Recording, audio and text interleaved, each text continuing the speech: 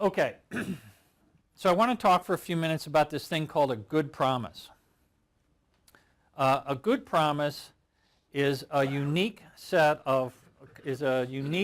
of performance conversation in which you fully cover all of the accomplishment ingredients and you cover the resource ingredients so that people are fully aware.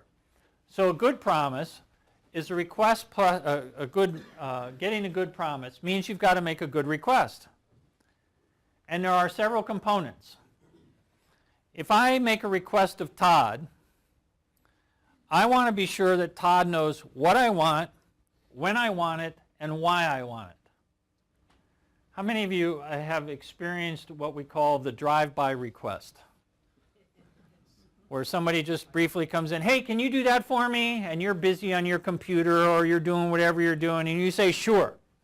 That's a drive-by request. That's not a conversation. That's a hit and run.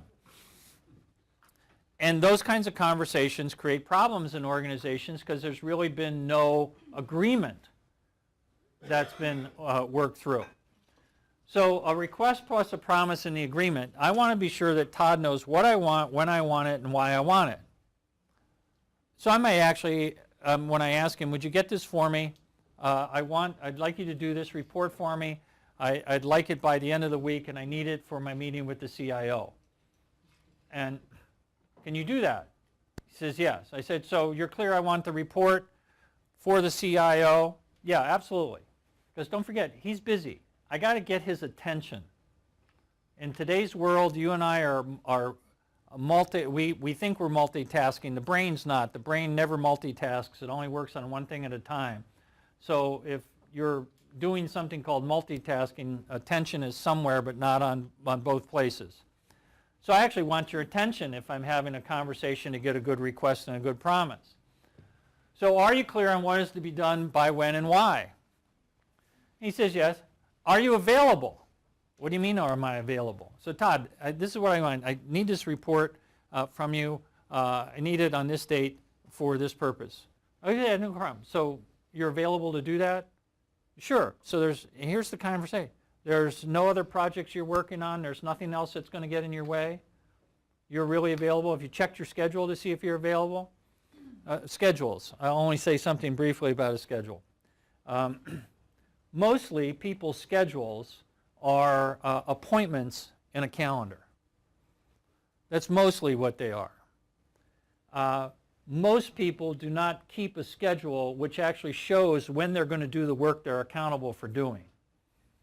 They have the appointments and the meetings, but they don't have the schedule of work. So inevitably what happens is people grossly overestimate their availability for doing work, which is why people get stressed and working long hours and they get nutty and they miss deadlines because they're grossly overcommitted. So when I ask if he's available, I know in organization life, if I ask you if you're available, the odds are you're going to say yes, and I know you probably do not have a schedule that I just described to you, which means you really don't know if you're available, you think you are. A number of my students in the Mastery of Execution point out to me before they did the class, they would have told you that they always were reliable on doing what they said, they're really good at what they're doing, and they find out that they're really not. So we overestimate our ability to perform. That's why I want to have a good promise. I want to leave my conversation with Todd confident he's set up to give me what I want. Because if he's not, I'm going to pay a price, and so is he. So, are you available? Do you see anything coming down the road? And he said, well, you know, I am doing this project with my boss, and you got to know that if my boss comes through, we're waiting on this particular piece, and if my boss comes through, that's going to take priority. Oh, and that could happen between now and then? Absolutely. What's the likelihood that that's going to happen? Well, she said we'd have it by now. It hasn't come here, so I suspect it's probably pretty high. Okay, well now I have a decision. Do I want to keep going forward with Todd and take the risk, or do I want to withdraw my request and go find somebody else? So I actually want to have a conversation to find out if he's available. Also, having this conversation makes him stop what he's doing and think about, am I available? do you have the necessary resources and know where to get them? So Todd, this report, this date, for this purpose, you're available, right? Yeah, no problem. Is there anything about this report that you see would create a problem for you, or that you know what the resources are? I say, oh yeah, that's like this report. I know who's got that data. Not an issue. I can get that very quickly. Not a problem. So that shouldn't be an issue for you? No. All right, so he now knows where the resources are and how to get them. On the other hand, it could be, well, wait a minute. As I understand what you're asking for, you want this particular part in the report. Yeah, I do. I have no idea about that. That's something new. Oh, we now have to have a conversation about how's he going to get at that rather than assume, hey, I hope you're good, go find it, which is the assumption called he'll figure it out. Is there anything in your way? Is there anything else that we've talked about that could be in the way of you successfully getting anything done? I want to have a conversation with him in which I leave confident that he is clear he's making a promise to me, and that I'm clear that he's actually made a promise to me. And I'll finally ask him at the end, after we've had this, and Todd says, yes, I know where that is and it's available, and I see how I could do that. I said, so, and I asked him, so are you accepting my request? And he says, yes. Now, if you've never had that kind of conversation, and I suspect most people have not had that kind of conversation because we have assumptions in organizations called Todd's competent, it's his job to know how to do that stuff. He should figure out how to do that. I'm not going to micromanage him. You know, that's intrusive. He needs to, all that stuff.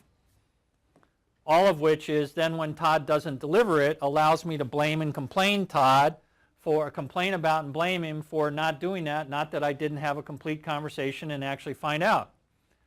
So I'm asking him, are you accepting my request? And I now know that he's made that request. He has accepted my request and that we're good to go.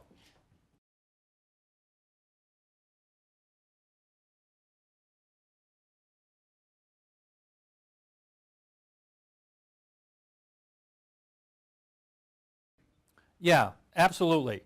So what Todd's saying is that, you know, based with some people you have to go into this conversation much deeper than you will with other people. There are people with whom you work that are highly reliable, that for you are completely dependable. You give them anything and they produce it on time. And those people, you're probably less likely to have these kinds of conversations. Then there are the people who are more wishy-washy. They're more inconsistent.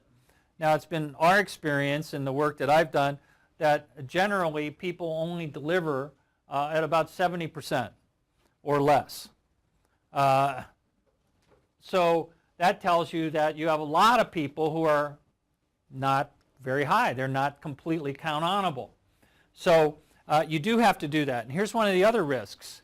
One of the project managers in the class this last quarter was pointing out, he says, you know, I have these conversations about these projects so frequently that I don't do this. And when I don't do this, I notice that our projects actually suffer. And he has to bring himself back because it's such a habit, what you're talking about. He got so used to doing it that, well, I don't need to do it with Todd anymore. And then Todd's performances start sliding. And he would realize that, oh, I got to go back and put those back in place. Because it looks like, you know, Todd's good. He, you know, oh, yeah, he messed that one up. Without looking to see, did I leave something out of my request? Am I not having the kinds of conversations I need to have? Did I not go all the way through with this? Did I not really check on his availability?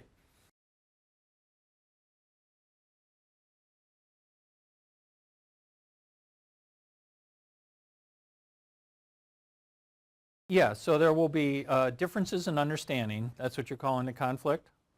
And initiatives, when you're proposing those initiatives, there are already the stuff that's going on, which this then has to vie for, right? And the vying for comes out of the nature of the conversation and who's behind it and what it's out to accomplish, and all that is part of what goes into calculus for sorting out priorities, right? So at this level, when you start now making requests for people, I wouldn't start doing this with anybody I hadn't been doing this with until I had a closure conversation, because you'll freak them out. So the part of what's in the background of this, which we're not specifically addressing now, is that you're going to relate to them consistent with what they said. So there's a difference between integrity and sincerity. So sincerity is, I'm well-intentioned, I really want to do that, I really meant to do that. Integrity is, you gave your word, you're either keeping your word or you're not keeping your word. And if you're not keeping your word, then you're going to clean up the fact that you didn't keep your word and own up to that. So yes, there can be that kind of consequence. I've not seen that in the class. In the class I did on execution, people have no authority over the people around them. The only thing they have are access to these conversations, and you'll see this at the end. They're able to dramatically increase the level of performance of people just by doing this. So yes, you can run into a conflict, but the conflict would be of the form, so Todd, are you available? Oh, geez, I'm really not. Okay, well, so now I have a choice. I can say, too bad, do it anyway, and what do you think will happen? He might do it, he might not, depending on what other things are in the hopper, and then he'll give me a good excuse later. Or I can now withdraw it and go actually find somebody who is in a position to do it, or change the parameters in which I work. Or he may say, look, I really do want to do that for you, but if you'll notice from my schedule, I'm not available. I said, well, let me see your schedule, assuming he works with me or for me.